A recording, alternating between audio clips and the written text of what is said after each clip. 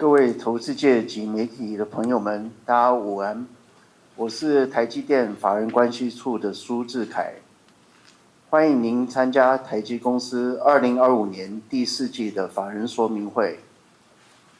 由于本法说会是向全球投资人同时连线转播，所以我们会全程使用英文，请您见谅。Good afternoon, everyone, and welcome to TSMC's fourth quarter 2025 earnings conference and conference call. My name is Jeff Su, TSMC's Director of Investor Relations and your host for today. Today's event is being webcast live through TSMC's website at www.tsmc.com, where you can also download the earnings release materials. If you are joining us through the conference call, your dial-in lines are in listen-only mode. The format for today's event will be as follows. First, TSMC's Senior Vice President and CFO, Mr. Wendell Huang, will summarize our operations in the fourth quarter 2025, followed by our guidance for the first quarter 2026. Afterwards, Mr. Huang and TSMC's Chairman and CEO, Dr. C.C. Wei, will jointly provide the company's key messages. Then we will open both the floor and the line for the question and answer session. As usual, I would like to remind everybody that today's discussions may contain forward-looking statements that are subject to significant risks and uncertainties, which would cause actual results to differ materially from those contained in the forward-looking statements. Please refer to the safe harbor notice that appears in our press release. And now, I would like to turn the microphone over to TSMC CFO, Mr. Wendell Huang, for the summary of operations and the current quarter guidance. Thank you, Jeff. Good afternoon, everyone. Thank you for joining us today. My presentation will start with financial highlights for the fourth quarter of 2025 and a recap of full year 2025. After that, I will provide the guidance for the first quarter of 2026. Fourth quarter revenue increased 5.7% sequentially in NT, supported by strong demand for our leading-edge process technologies. In US dollar terms, revenue increased 1.9% sequentially to $33.7 billion, slightly ahead of our fourth quarter guidance. Gross margin increased by 2.8 percentage points sequentially to 62.3%, primarily due to cost improvement efforts, favorable foreign exchange rates, and a high capacity utilization rate. The operating expenses accounted for 8.4% of net revenue, compared to 8.9% in third quarter of 2025, due to operating leverage. Thus, operating margin increased sequentially by 3.4 percentage points to 54%. Overall, our fourth quarter EPS was 19.5 NT, and ROE was 38.8%. Now let's move on to revenue by technology. 3-nanometer process technology contributed 28% of wafer revenue in the fourth quarter, while 5-nanometer and 7-nanometer accounted for 35% and 14% respectively.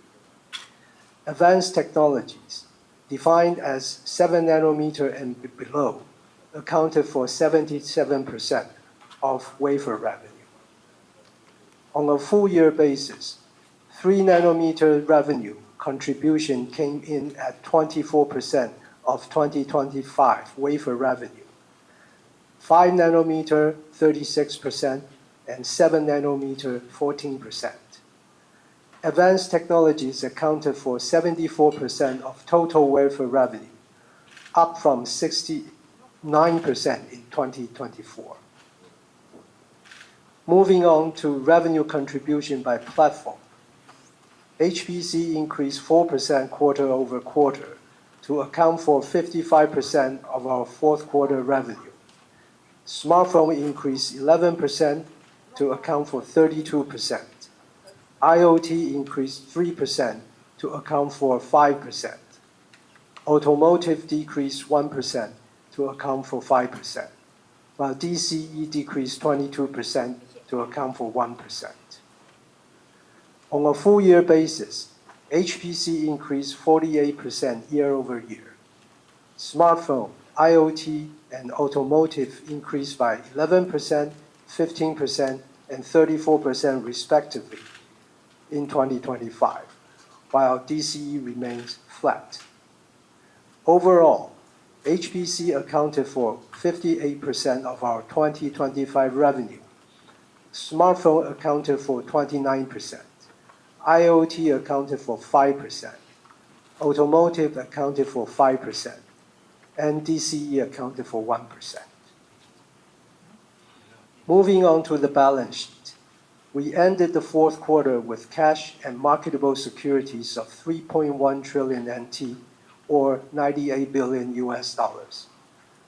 On the liabilities side, current liabilities increased by 182 billion NT quarter over quarter, mainly due to the increase of 95 billion in accrued liabilities and others, and the increase of 61 billion from the reclassification of bonds payable to current portion. In terms of financial ratios, accounts receivable days increased by 1 day to 26 days. Inventory days remain steady at 74 days.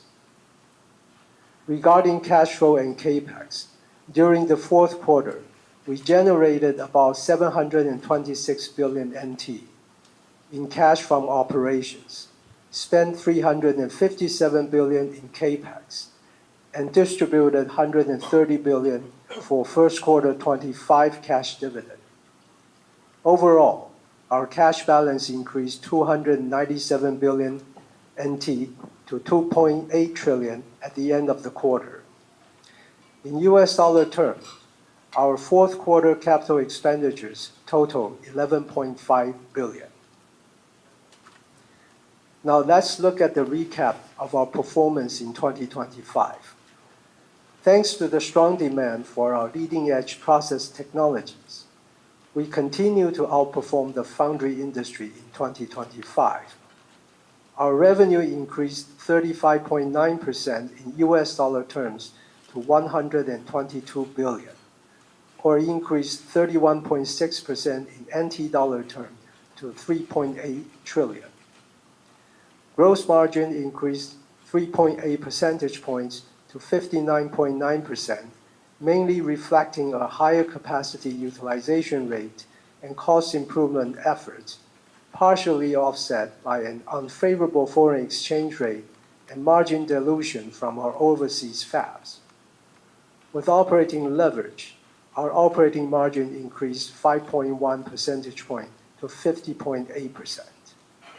Overall, full-year EPS increased 46.4% to 66.25 NT, and ROE increased 5.1 percentage point to 35.4%.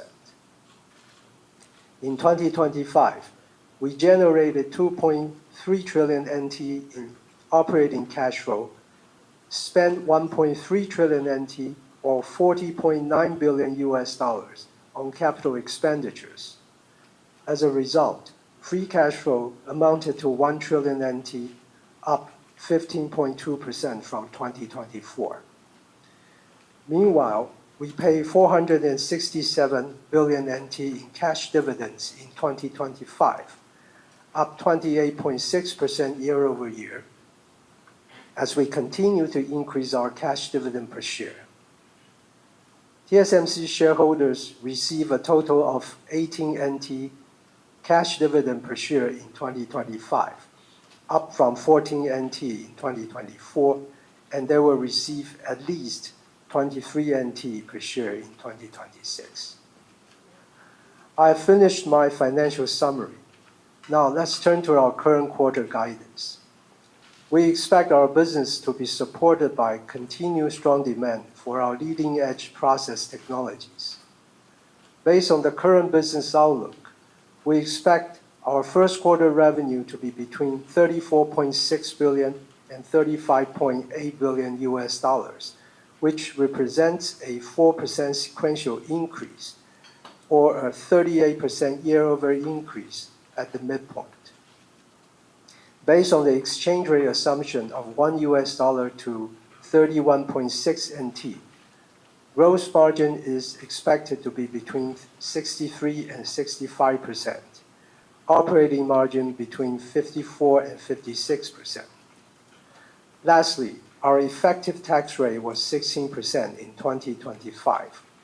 For 2026, we expect our effective tax rate to be between 17 and 18%.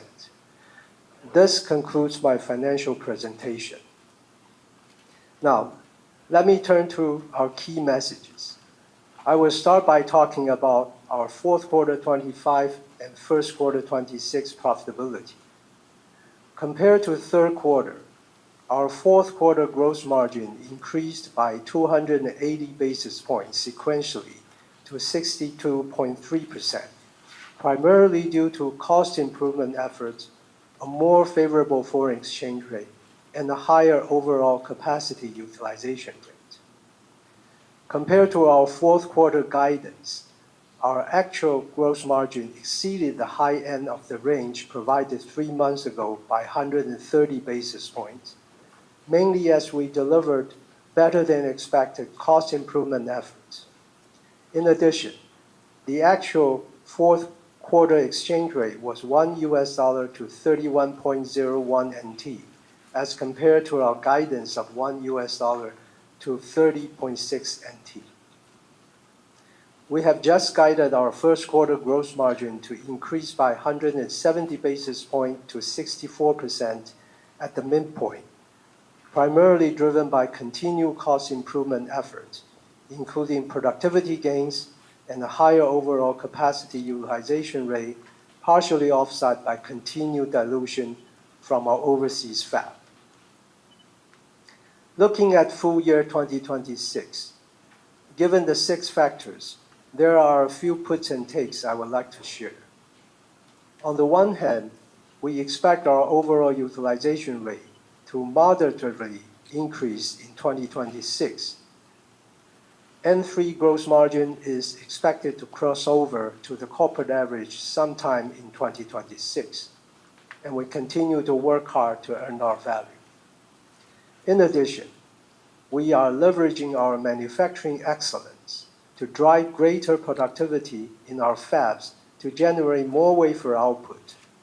We are also increasing across-node capacity optimization, which includes flexible capacity support among N7, N5, and N3 nodes to support our profitability. On the other hand, as the scale of our overseas expansion grows, we continue to forecast the gross margin dilution from the ramp-up of overseas fabs in the next several years to be between 2 to 3% in the early stages and widen to 3 to 4% in the latter stages. Furthermore, the initial ramp-up of our 2-nanometer technology will start to dilute our gross margin in the second half of the year, and we expect between 2 to 3% dilution for the full year of 2026. Finally, we have no control over the foreign exchange rate, but that may be another factor in 2026. Next, let me talk about our 2026 capital budget and depreciation. At TSMC, a higher level of capital expenditures is always correlated to the high growth opportunities in the following years. With our strong technology leadership and differentiation, we are well positioned to capture the multi-year structured demand from the industry megatrends of 5G, AI, and HPC. In 2025, we spent $40.9 billion US dollars as compared to $29.8 billion in 2024, as we began to raise our level of capital spending in anticipation of the growth that will follow in the future years. In 2026, we expect our capital budget to be between $52 billion $156 billion as we continue to invest to support our customers' growth. About 70 to 80% of the 2026 capital budget will be allocated to advanced process technologies. About 10% will be spent for specialty technologies, and about 10 to 20% will be spent for advanced packaging, testing, mask making, and others. Our depreciation expense is expected to increase by high teens % year over year in 2026, mainly as we ramp our 2-nanometer technologies. Even as we invest in the future growth with this level of CapEx spending in 2026, we remain committed to delivering profitable growth to our shareholders. Finally, let me talk about TSMC's long-term profitability outlook. As a foundry, our biggest responsibility is to support our customers' growth, and we always view them as partners. Having said that, we are in a very capital-intensive business. In the last 5 years alone, our CapEx total $167 billion. Our R&D investments total $30 billion. Therefore, it is important for TSMC to earn a sustainable and healthy return as we continue to invest in leading-edge specialty and advanced packaging technologies to support our customers' growth. Today, we face increasing manufacturing cost challenges due to the rising costs of leading nodes. For example, the cost of tools are becoming more expensive, and process complexity is increasing. As a result, the CapEx dollar required to build 1K wafer per month capacity of N2 is substantially higher than 1K wafer per month capacity for N3. The CapEx per K cost for A14 will be even higher. We also face additional cost challenges from expansion of our global manufacturing footprint, new investments in specialty technologies, and inflationary costs. These all lead to a higher level of CapEx spending.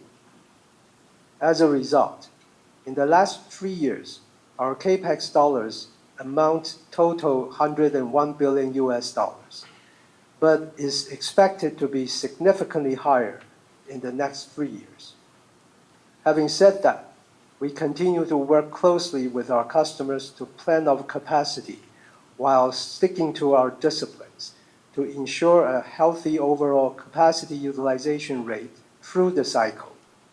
Our pricing will remain strategic, not opportunistic, to earn our value. We will work diligently with our suppliers to drive greater cost improvements. We will also leverage our manufacturing excellence to generate more wafer output and drive greater across-node capacity optimization in our fab operations to support our profitability. By taking such actions, we believe a long-term gross margins of 56% and higher through the cycle is achievable, and we can earn an ROE of high 20s% through the cycle. By earning a sustainable and healthy return, even as we shoulder a greater burden of CapEx investment for our customers, we can continue to invest in technology and capacity to support their growth while delivering long-term profitable growth to our shareholders. We also remain committed to a sustainable and steadily increasing cash dividends per share on both an annual and quarterly basis. Now, let me turn the microphone over to C.C. Thank you, Wendell. Good afternoon, everybody. First, let me start with our 2026 outlook. In 2025, we observe robust AI-related demand throughout the whole year, while non-AI end market segment bottomed out and saw a mild recovery. Concluding 2025, the Foundry 2.0 industry, which we define as all logic wafer manufacturing, packaging, testing, mask making, and others increased 16% year-over-year.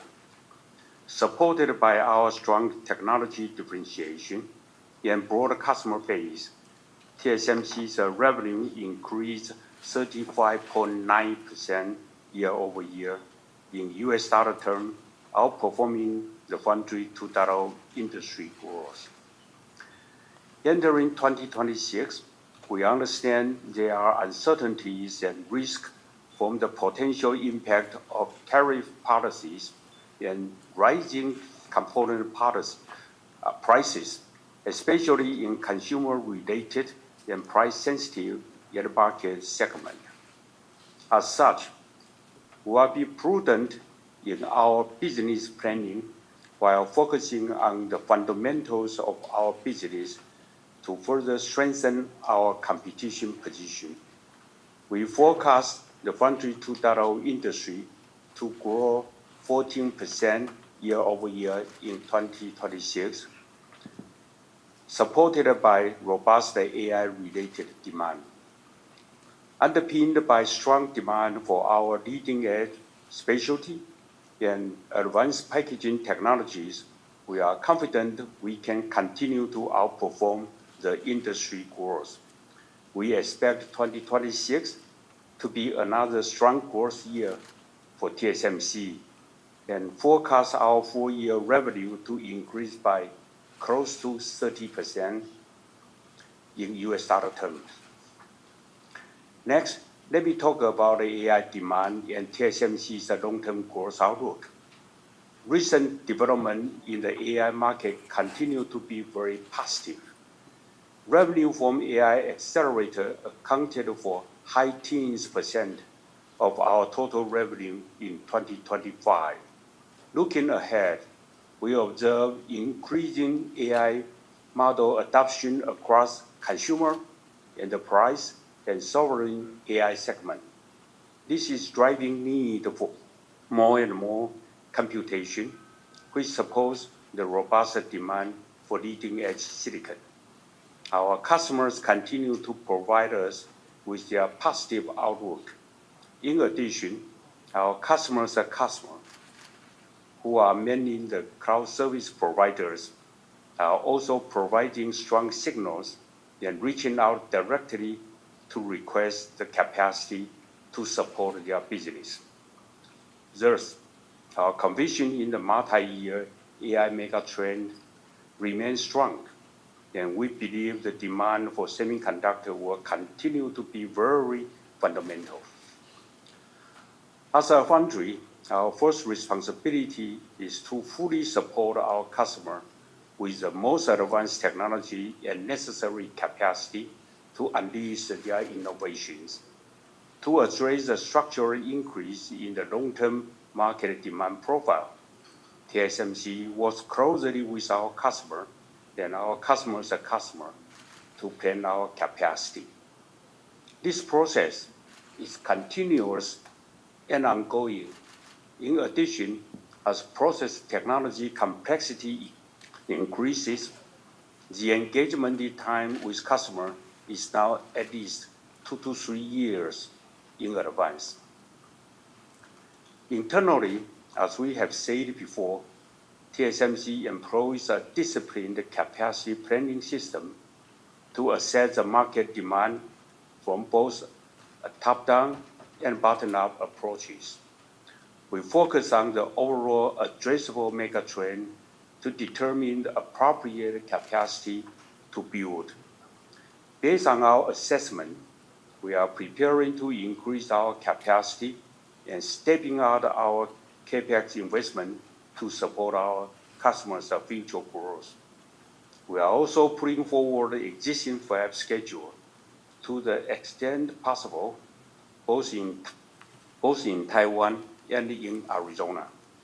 We are also leveraging our manufacturing excellence to drive greater productivity in our fabs to generate more output, convert N5 capacity to support N3 wherever necessary, and focus on capacity optimization across nodes to maximize the support to our customers. Based on our planning framework, we raised our forecast for the revenue growth from AI accelerator to approach a mid to high 50% CAGR for the 5 years period from 2024 to 2029. Underpinned by our technology differentiation and broad customer base, we now expect our overall long-term revenue growth to approach 25% CAGR in US dollar terms for the 5 years period starting from 2024. While we expect AI accelerators to be the largest contributor in terms of our incremental revenue growth, our overall revenue growth will be fueled by all 4 of our growth platforms, which are smartphone, HPC, IoT, and automotive in the next several years.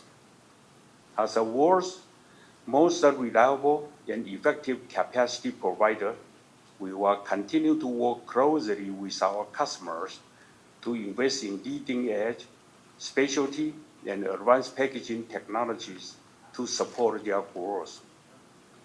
We will also remain disciplined in our capacity planning approach to ensure we deliver profitable growth for our shareholders. Now, let me talk about the TSMC's global manufacturing footprint update. All our overseas decisions are based on our customers' needs, as they value some geographic flexibility and a necessary level of government support. This is also to maximize the value for our shareholders. With a strong collaboration and support from our leading US customers and the US federal, state, and city government, we are speeding up our capacity expansion in Arizona and executing well to our plan. Our first fab has already successfully entered high-volume production in 4Q24. Construction of our second fab is already complete, and tool moving and installation is planned in 2026. Due to the strong demand from our customers, we are also putting forward the production schedule and now expect to enter high-volume manufacturing in the second half of 2027. Construction of our third fab has already started, and we are in the process of applying for permits to begin the construction of our fourth fab and first advanced packaging fab. Furthermore, we have just completed the purchase of a second large piece of land nearby to support our current expansion plan and provide more flexibility in response to the very strong multi-year AI-related demand. Our plan will enable TSMC to scale up an independent GigaFab cluster in Arizona to support the needs of our leading-edge customers in smartphone, AI, and HPC applications. Next, in Japan, thanks to the strong support from the Japan Central, Prefecture, and the local government, our first specialty fab in Kumamoto has already started volume production in late 2024 with very good yield. The construction of our second fab has started, and the technologies and ramp schedule will be based on our customers' needs and market conditions. In Europe, we have received strong commitment from the European Commission and the German federal, state, and city governments. Construction of our specialty fab in Dresden, Germany, is progressing in our plan. The ramp schedule will be based on our customers' needs and market conditions. In Taiwan, with support from Taiwan government, we are preparing multiple phases of 2 nanometers fabs in both Hsinchu and Kaohsiung Science Park. We will continue to invest in leading-edge and advanced packaging facilities in Taiwan over the next few years. By expanding our global footprint while continuing to invest in Taiwan, TSMC can continue to be the trusted technology and capacity provider of the global logic industry for years to come. Last, let me talk about N2 and A16 status. Our 2nm and A16 technologies lead the industry in addressing the insatiable demand for energy-efficient computing, and almost all the innovators are working with TSMC. N2 successfully entered high-volume manufacturing in 4Q 2025 at both our Hsinchu and Kaohsiung site with good yield. We are seeing strong demand from smartphone and HPC AI applications and expect a fast ramp in 2026. With our strategy of continuous enhancement, we also introduced the N2P as an extension of the N2 family. N2P features a further performance and power benefit on top of N2, and volume production is scheduled for the second half of this year. We also introduced A16 featuring our best-in-class superpower rail, or SPR. A16 is best suitable for specific HPC products with complex signal route and the dense power delivery network. Volume production is on track for second half 2026. We believe N2, N2P, A16, and its derivatives will propel our N2 family to be another large and long-lasting node for TSMC, while further extending our technology leadership position well into the future. This concludes our key message, and thank you for your attention. Thank you, Wendell. Thank you, CC. This does conclude our prepared statements. So before we begin the Q&A session, I would like to remind everybody to please limit your question to 2 at a time to allow all the participants an opportunity to ask their questions. Questions will be taken both from the floor and from the call. Should you wish to raise your question in Chinese, I will translate it to English before our management answers your question. For those of you on the call, if you'd like to ask a question, please press the star, then 1 on your telephone keypad now. Questions will be taken in the order they were received. If at any time you'd like to remove yourself from the questioning queue, please press star 2. So now let's begin the question and answer session. I think we'll take the first few questions from the floor here. So why don't we start over here with Gokul Hariharan from JP Morgan. Thank you. Thank you, and Happy New Year. CC, it definitely feels like you have heard what your customers have said to you over the last 3-4 months. Could you give us a little bit more color on what you're hearing from your customers on demand? Because this is a very big step up in the capacity commitment. There is definitely a lot of concern in the financial market, especially about whether we are in a bit of a bubble. And obviously, you are the one who is putting up all the capital in this industry. So you've definitely considered this very carefully as well. So give us a little bit more detail in terms of what you're hearing from the customers and your views on this cycle, given if we think about typical semiconductor cycle, we've already probably lasted a little bit longer than usual cycles, but this is definitely doesn't feel like a typical semiconductor cycle. Okay, Gokul, let me summarize your question for the benefit of those online and those in person. So again, Gokul's question is really he would like to hear CC's views about the overall AI-related demand and the semiconductor cycle. So again, Gokul notes that, as Wendell and you said, we are substantially stepping up our capex to support the customers. But he does say, there is concerns about an AI bubble and risk. So part of Gokul's question is what is the feedback, any color we can share about what type of discussions and feedback we're getting from both customers and the customers that CC mentioned. and how long do we think this cycle can last? Okay, Goku, you essentially try to ask us whether the AI demand is real or not. I'm also very nervous about it. You bet, because we have to invest about 52 to 56 billion US dollar for the capex, right? If we didn't do it carefully, and that would be a big disaster to TSMC for sure.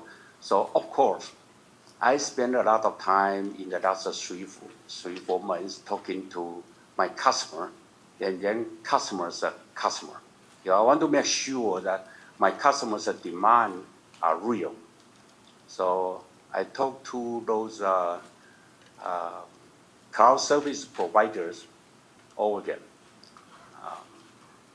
Their answer is that I'm quite satisfied with their answer. Actually, they show me the evidence that the AI really helped their business.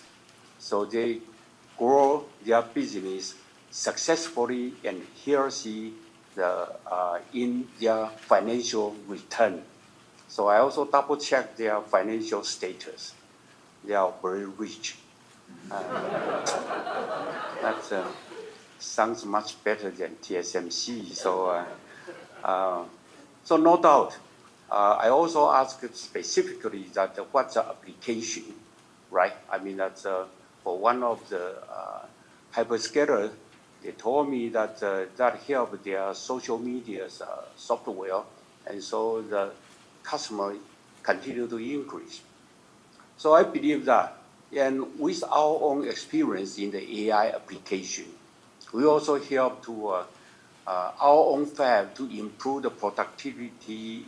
As I mentioned one time, say that 1% or 2% productivity improvement, that is free to TSMC. And that's why also our gross margin is a little bit satisfied, even in this very high cost period of time. And so all in all, I believe, in my point of view, the AI is real. Not only real, it's starting to grow into our daily life. And we believe that is kind of we call it AI mega trend. We certainly believe that. So another question is, can the semiconductor industry to be good for 3, 4, 5 years in a row? I tell you the truth, I don't know. But I look at the AI, looks like it is going to be like endless. I mean, that's for many years to come. No matter what, TSMC stick on the fundamental technology leadership, manufacturing excellence, and we work with customers to get their trust. And I think that fundamental thing why position TSMC to be very good future growth, let me say that, 25% CAGR, as we projected. And we used to be conservative, you know that. Thanks, CC. My second question is on the US expansion. You're pulling in some of the capacity in response to customers. You're already starting plans for the phase 4. There's a lot of media reports about TSMC might have to build more fabs in the US. How should we think about US expansion in principle over the next few years? I think previously you had talked about reaching 20% or even 30% of 2 nanometer capacity in the US eventually. The total capacity could be in the US. Could you give us a little bit more detail about how that is progressing and when could we get there in terms of the 30% or even 20% capacity? Okay, so Gokul's second question is about our overseas expansion, particularly in the U.S. He knows, as CC said, we are pulling in the schedule for the Fab 2 earlier. We're starting the application for the 4th Fab. And so his question is partly around recent reports that we intend to build more fabs in Arizona. So his question is, how should how is TSMC thinking about the future expansion in Arizona? And we have said in the past that, around 30% of our 2 nanometer and more advanced capacity would be based in Arizona once we complete scaling out to this independent gigafab cluster. So what is the time frame or timetable for that? How quickly can we get there? That's a long question. We built a fab in Arizona, and we work hard. So today, everything, even the yield or defect density, is almost equal to Taiwan. And due to the strong demand, as I just answered, from the AI, stronger, that's a mega trend. All my customers in the AI customers in the US. So they ask a lot of support from the US fab. So because of that, we have to speed up our fab expansion in Arizona. In Taiwan also, actually, we increase most of the capacity in Taiwan. No doubt about it, because this is the most adjacent one we can progress very well. In US, we try to speed it up, and the progress is very good. We got the help from the government. Still, we have to meet all the requirements for the permits or for those kind of things. And so both in Taiwan and in Arizona, we speeded up our capacity expansion to meet the AI demand. I can always say one word. The capacity is very tight. We work very hard to narrow the gap so far. Probably this year, next year, we have to work extremely hard to narrow the gap. Okay. We just bought a second land in Arizona. Let's give you a hint. That's what we plan to do, because we need it. We are going to expand many fabs over there. And this gigafab cluster can help us to improve the productivity, to lower down the cost, and to serve our customer in the US better. Okay. Okay, thank you, Gokul. Let's move over here next to Laura Chen from Citibank, please. Thank you. Thank you, Cici and Wendell, for very comprehensive outlook briefing, and also congratulate for the great result. Of course, we see that the AI semiconductor growth has seen very strong growth, and I believe all of your customers very desperate to ask more capacity support from TSMC. But I'm just wondering, how does TSMC evaluate the potential power electricity supply for data center? So other than that, the chips we can discuss with our customers, I think for the overall infrastructure build up for data center, a lot of factor also very important. Just want to understand more, how does TSMC evaluate those key factors for the AI infrastructure build up? That's my first question.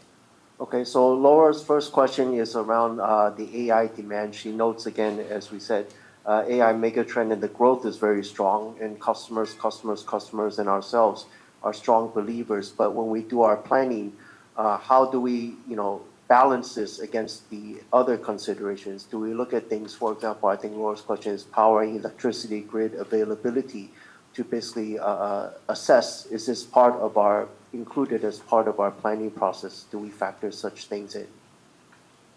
Well, Laura, let me tell you first. I worry about the electricity in Taiwan first. I need to have a lot of enough electricity so I can start to expand the capacity without any limitation. But talking about build a lot of AI data center all over the world, I use one of my customers I answer, because I asked the same question.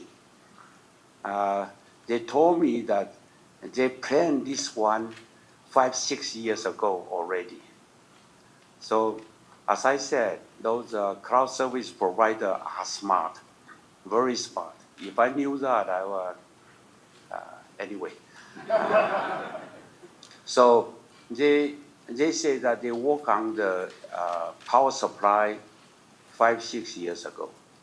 So today, their message to me is silicon from TSMC is a bottleneck, and ask me not to pay attention to all others because they have to solve the silicon bottleneck first.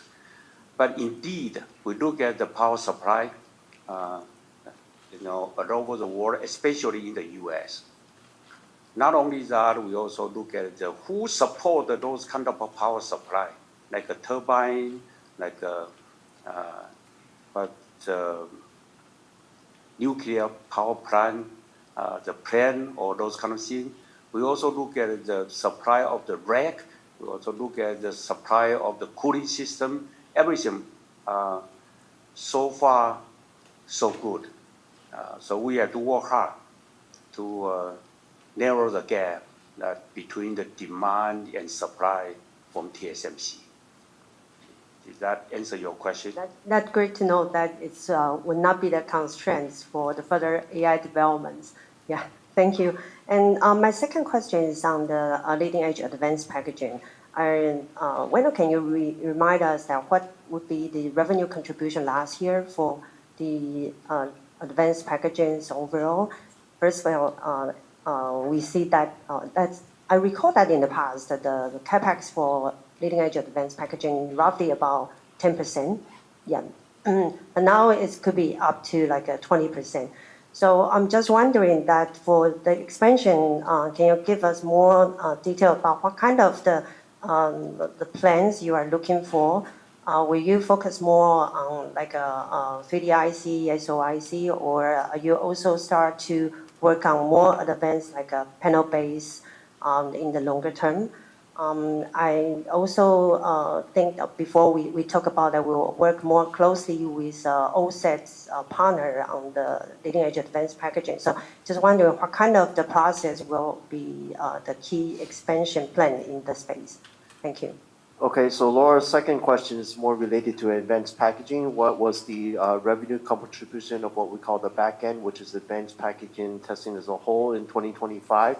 And then she notes the CAPEX. Actually, this year, I believe, Wendell, we guided 10 to 20% of CAPEX, which is the same as last year. But anyways, she wants to know what is the focus of this CAPEX. Is it on 3D IC? Is it on SOIC packaging solution? Is it on panel level? Sort of what is the key areas we're focusing on relative to the CAPEX? Okay, Laura, the revenue contribution last year from advanced packaging is close to 10%. It's about 8%. For this year, we expect it to be slightly over 10%. We expect it to grow in the next 5 years higher or faster than the corporate. And the CAPEX, yes, you're right, in the past is about 10%, lower than 10%. Now we're saying advanced packaging together with mass making and others accounted for between 10 to 20%. So you can see that the investment amount is higher. And we're investing in areas in advanced packagings where our customers need. So the areas that you mentioned, basically, we continue to invest. Thank you, Wendell. Okay, let's move on to Charlie Chan from Morgan Stanley here. Thanks, Jeff. Happy New Year, CC and Wendell. So first of all, amazing results and guidance. Congratulations to the management team.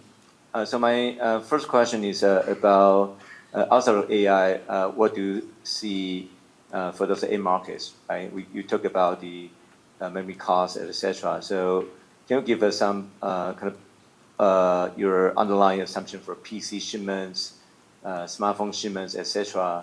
And also, in your HPC, there are some other pieces like networking and the general servers. Can you comment about the growth potential for those segments? Thank you. Okay, Charlie's first question is very specific. Well, generally, he wants to know about how do we see the non-AI demand, especially in the context where the certain component costs, such as memory costs, are rising. So he wants to know what do we see the impact on the PC and smartphone markets in terms of shipments. He's also asking very specifically, what about networking? What about general server? Each these different segments. Well, Charlie, those although we say is called non-AI, but actually they're related to AI. You know that, right? Because of networking processor, you still need to have AI data to scale up or scale out. Those are the networking switches or those kind of things. They still grow very strong. As for PC or the smartphone, to tell the truth, we expect a higher memory supplies, so we expect the unit growth will be very minimal. But for TSMC, we did not feel our customers change their behavior. Then we look at it, and then we find out that we supply most of the high-end smartphones. The high-end smartphone is less sensitive to the memory supplies. So the demand is still strong. Using one sentence, I like to say, we still try very hard to narrow the gap. We have to supply a lot of wafers to them also. Thanks, CC. I think that's very consistent with your 5-year CAGR outlook for all the 4 segments. And my second question is about the Intel's foundry competition. I think U.S. President seems to be very happy with Intel's recent progress, and even mentioned 2 of your key customers, right? NVIDIA, Apple may have some partnership with Intel Foundry. Should we concern about this so-called competition, and what TSMC can really do to mitigate or avoid a potential market share loss at those key U.S. customers, not limited to the 2 customers I just mentioned? Thank you. Okay, so Charlie's second question is on the foundry competition and competition from a U.S. IDM. He knows the U.S. president is very happy with the progress. 2 of our key customers. He also was mentioned. So his question is fundamentally, is there a concern or risk going forward of market share loss for TSMC to our foundry competition? Well, kind of a simple question. I should say no. Let me explain a little bit, because in these days, it's not money to help you to compete, right? I also like whoever you just mentioned to invest on Intel. I like them to invest on TSMC also. But the most fundamental thing is, let me share with you, today's technology is so complicated. So once you want to design a very complete or advanced technology, it takes 2 to 3 years to fully utilize that technology. That's today's situation. And so after 2 to 3 years of preparation, you can design your product. Once you get your product being approved, it takes another 1 to 2 years to ramp it up. So we have a competitor, no doubt about it. That's a formidable competitor. But first, it takes time. 2, we don't underestimate their progress. But are we afraid of it? For 30-some years, we always in a competition with our competitor. So no, we have a confidence that to keep our business grow as we estimate. Thank you, CC. All right, let's take the next 2 questions online in the interest of time. Operator, can we take the first call from the line, please? First question on the line, Macquarie. Go ahead, please. Hi. First, congrats. Very strong performance. Thank you, CC, Window, and Jeff, for taking my question. My first question is about the global capacity plan. Recently, Taiwan local news report that TSMC could exit the 8-inch business and mature node 12-inch to convert into the advanced packaging. And the investor is keen to know if this is true. And the decision is based on what kinds of key factor, i.e., CC just mentioned about the power tightness, or it's a ROI concern. Thank you. Okay, so Arthur's first question is about basically mature node. Our strategy on mature node. He knows a lot of local news has been reporting that TSMC is exiting 8-inch and 12-inch businesses and converting the capacity to advanced packaging. So he wants to know if this is true, and if so, what are the reasons behind it? Power constraints, ROI, et cetera, et cetera. Good question. Indeed, we reduce our 8-inch wafers, the capacity, and 6-inch. But let me assure you that we support all our customers. We discuss with our customer and to do this kind of resources more flexible and more, what is the word we say? Optimize, which I should, but optimize the resources to support our customer. But let me assure you also to my customer that we continue to support them. We will not let them down. If they have a good business, we continue to support that even in the 8-inch wafers business. Okay, Arthur, do you have a second question? Yes, thank you. My second question is regarding the consumer and demand outlook. So CJ also mentioned that the memory price actually inflation, and you're also pushing up the cost of the consumer electronics. So investors actually concerned about the further demand softness in this year and the next year, or particularly next year. So can management comment about what your client or your client's client, how to resolve this memory tightness, or we call a memory urgency issue? Thank you. Okay, so Arthur's second question is on the impact from the memory price increase and the demand softness. I believe his question really, because CC already shared the impact this year, he wants to know what is the impact for 2027. For TSMC, no impact. As I just mentioned, most of my customers now focus on high-end smartphone or PC. So those kind of demand has less sensitive to the components of price. So they continue to give us a very healthy forecast this year and next year. Okay, thank you, CC. All right, operator, let's move on to the next participant from the line, please. Next one, Brett Simpson, Everything. Go ahead, please. Yeah, thanks very much. My question is really on AI. I mean, TSMC has been supply constrained for your AI customers, I think, since 2024. And it sounds like 2026 is another year where we're going to see challenges.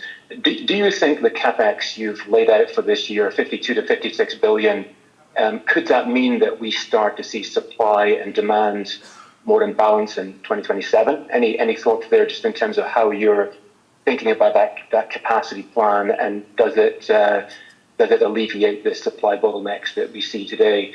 And as part of this, from a supply perspective, we hear TSMC is finding it quite challenging to develop enough engineering talent quick enough, both in the US and in Taiwan.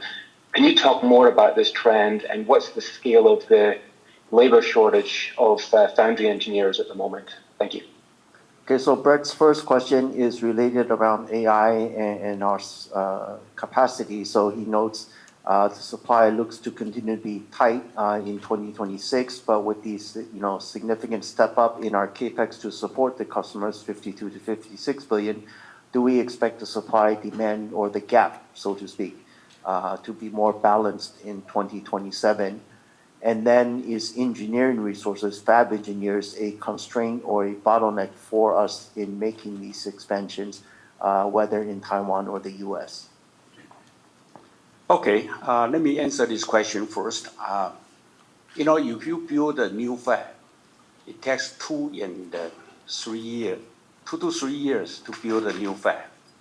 So even we start to spend 52 to 56 billion, the contribution to this year almost none, and to 2027 a little bit.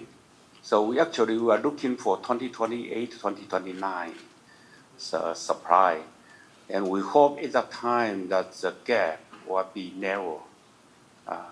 For 2026 and 2027, we are focused on the short-term more output.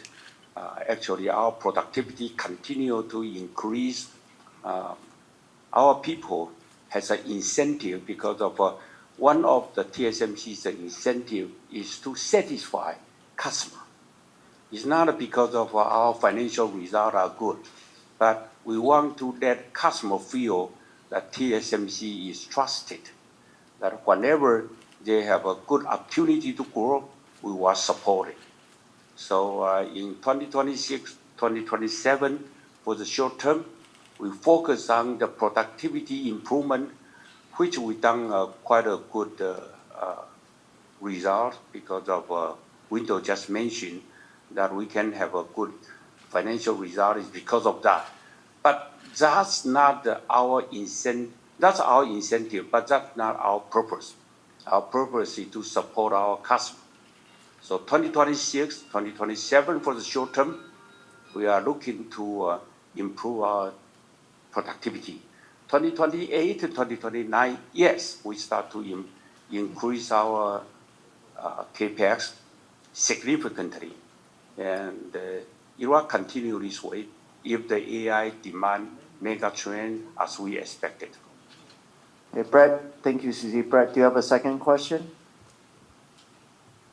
Yeah, I do, and thanks. That was very clear. I guess my second question is about pricing, and if I look at 2025, this was the second consecutive year where TSMC's wafer ASPs were up around 20%.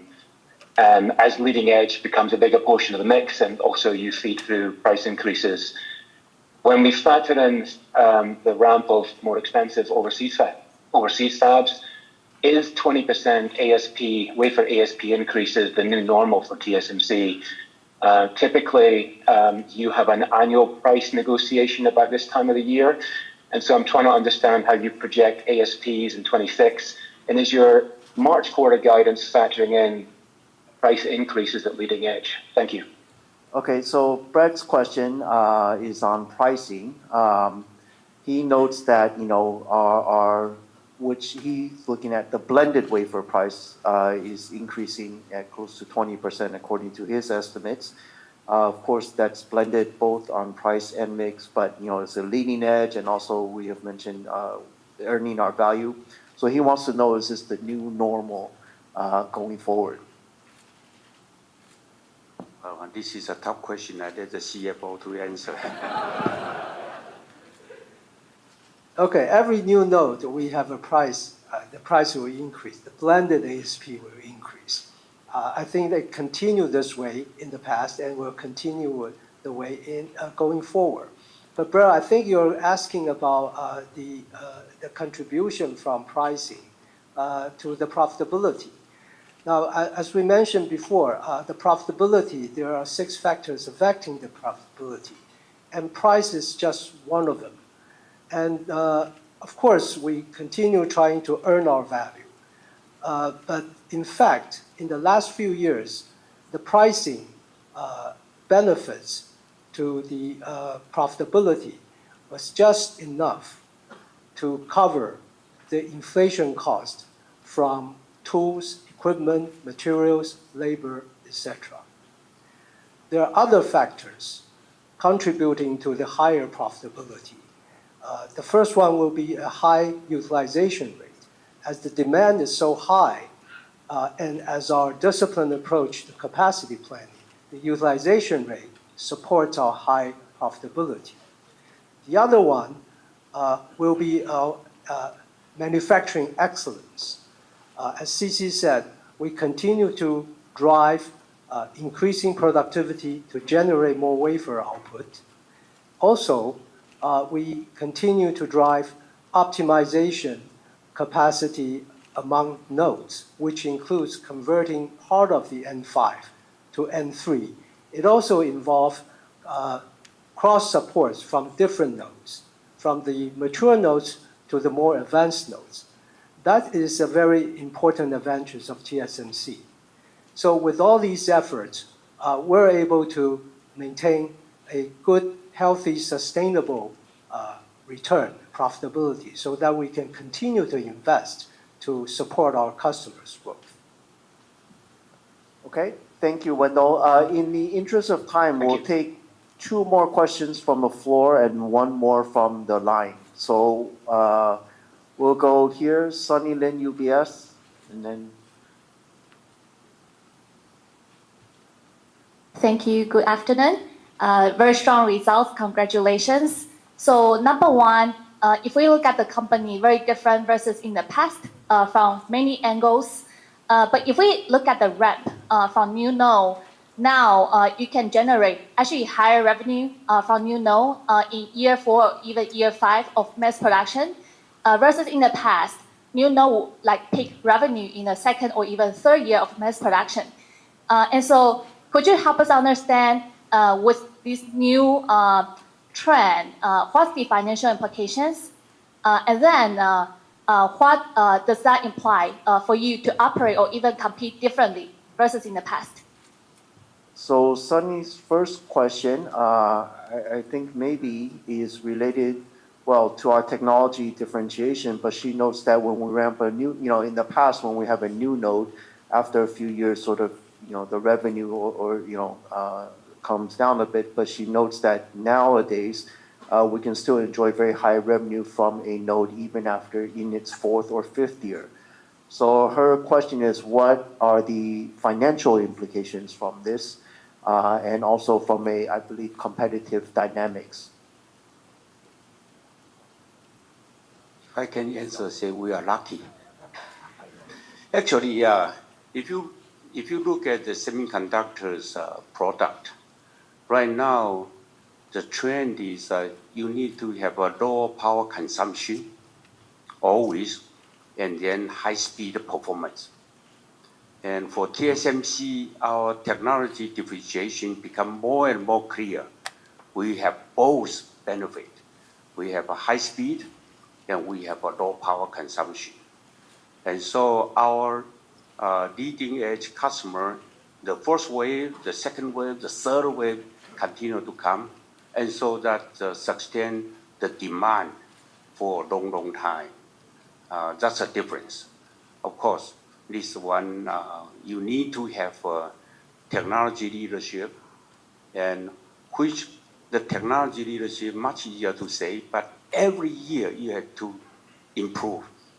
As we said, we have a N2, N2P, and then you won't be surprised, and the third one will be N2 something, and continuously. And so that one gives us the benefit and to support our customers continuous innovation. And so they continue to stay with TSMC, and so their product can be very competitive in the market. So that answers the question, say that, once we got the peak revenue and did not decrease, it's continuous, because second wave, third wave, customer continue to join. Thank you very much, CC. And then maybe a question on 2 nanometer, which you see meaningful revenue coming through in 2026. And so in the past, you guide like how much a new node will contribute to sales for the year. And so any expectations on the revenue contribution from 2 nanometer in 2026? And then I recall in terms of process migration, few years ago, there were lots of concerns on increasing cost per transistor. And that obviously is not declining from 5 nanometer. But then now looking at 2 nanometer, I think process migration seems to be reaccelerating, even for smartphone and PC. And then with larger demand coming from high-performance compute. And so maybe based on your feedback from clients, maybe for smartphone and PC clients, why are they reaccelerating process migration into 2 nanometer? Okay, so Sunny's second question very quickly in 2 parts. 2 nanometer, as we said, is a fast ramp in 2026. Very strong customer interest and demand. So do we have any revenue percentage to guide for in 2026? Yeah, Sunny, the 2 nanometer will be a bigger node than 3 nanometer from the start. Okay.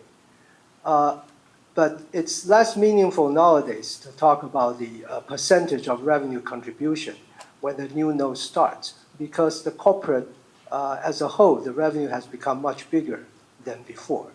So yeah, revenue dollar, it's a bigger node, but percentage-wise, less meaningful. And then the second part of Sunny's question from a technology perspective, as you know, she noted increasing cost per transistor, as we said, capex per K is going higher. So her question very simply, what's the value? What's driving, smartphone, HPC customers actually to see, we're seeing a widening out of the adoption of N2. So what is the value that it's providing that the customers are willing to adopt N2? I already answered the question, right? Because of now the whole product is looking for low power consumption and high speed performance. And our technology can provide that value. I also say that every year we improve. So every year they adopt the same, even the same name of the same node, their product continue to improve. So that provides the value. It's, if you say that the cost per transistor is increased, I saw the cost per transistor, the performance compared the CP value is increased. It's much better. So that customer stick with the TSMC. Our headache right now, if I can call it headache, is the demand and the supply gap. We need to work hard to narrow the gap. Very clear. Okay. Thank you. Thank you. Operator, can we take the last call from the line, and then we'll take one last one from the floor. Next one, Krish Sankar, TD Cowen. Go ahead, please.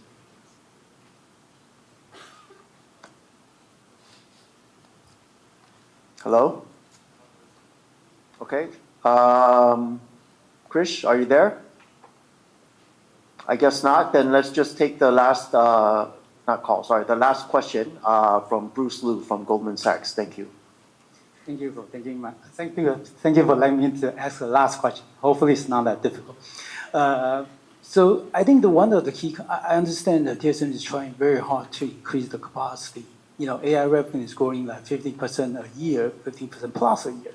But token consumption for last few quarters is 15% a quarter.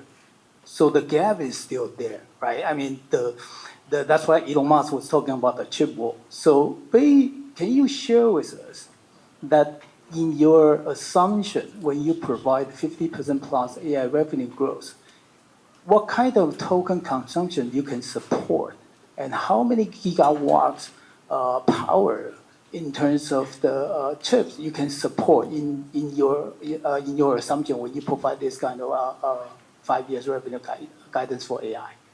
Okay, so Bruce's first question is on our AI CAGR. Actually, to be correct, we have guided for the AI CAGR to grow mid to high 50s CAGR in the 5-year period from 2024 to 2029. So that is the official guidance we have provided just today. Bruce's question is, in this guidance, what is our assumption, basically assuming about the token growth behind this type of CAGR? What is our assumption in terms of translating to how much gigawatts of data center can we support, and other specific assumptions behind our guidance? Bruce, you got me. I mean, I also try to understand what is the tokens of growth. But my customers, there's a product improvement continue to increase. So from it's a well-known from Harper to Blackwell to Rubin, that almost double, triple that their performance. So the one they can support the tokens of growth, or the one they can continue to support the compute power is enormous. And so I lost a track, to be frank with you. And for gigawatt, I want to see that how much of TSMC can make the money from the gigawatt, rather than say that, how much we can support. Today, from my point of view, still the bottleneck is TSMC's wafer supply, not the power consumption, not yet. So we also look at carefully. To answer your question, say that the TSMC's wafer can support how much of the gigawatt, still not enough. They still have an abundance of power supply in the US. Okay, my next question is for the CapEx, right? I want to double check with what I just heard that CC was talking about, like 2027, the CapEx will be more for the productivity improvement, but 28, 29 may be meaningfully higher. So I do recall that in 2021, TSMC provided 3 years for $100 billion CapEx to support that structural growth. Now the demand is even stronger. Based on that, can we do 3 years, 200 billion CapEx for next 3 years? The math sounds doable. Okay, so well, first a slight clarification because CC was talking about this year we have substantially, stepping up our capex investment, but CC also mentioned it takes 2 to 3 years to build capacity. So in terms of Bruce's question, do we say 2027 significant step up in capex? I think we're saying it takes time for that capacity to come out. So that's the first part. Yeah, I think, Bruce, what CC said was the productivity was our main focus in 26 and 27. Because when we start to invest, the fab, the volume production will not come out until 28 and 29. So the dollar amount invested today is for 2 years or even in the future. And CAPEX dollar amount, as I said, in the last 3 years, 101 billion. In the next 3 years, significantly higher. I'm not going to share with you the number, but significantly higher. Yeah. So I think Wendell has addressed at least both parts of Bruce's question. Okay? So again, thank you. So again, thank you everyone. This does conclude our Q&A session. Before we conclude today's conference, please be advised that the replay of the conference will be accessible within 30 minutes from now. The transcript will become available 24 hours from now, and both are available or will be available through our TSMC's website at www.tsmc.com. So again, thank you everyone for taking the time to join us today. We certainly would like to wish everyone a happy new year. We hope everyone continues to stay well, and you will join us again next quarter. Thank you, goodbye, and have a good day.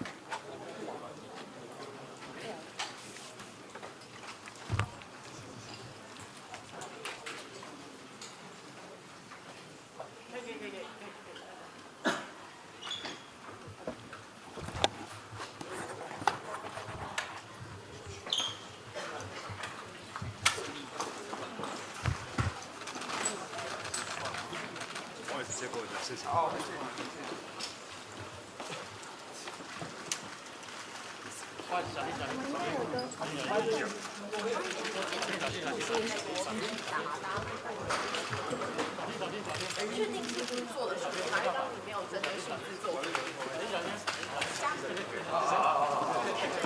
能会高于不做。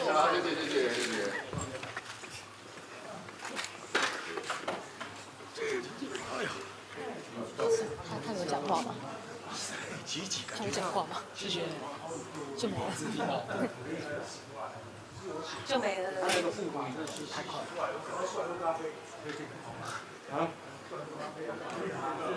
没有打开。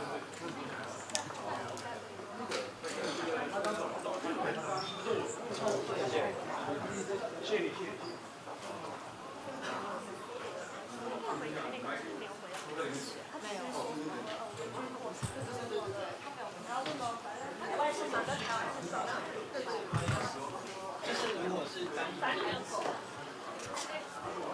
他刚是在那边没讲什么，他就讲是什么没生意，没生意，就是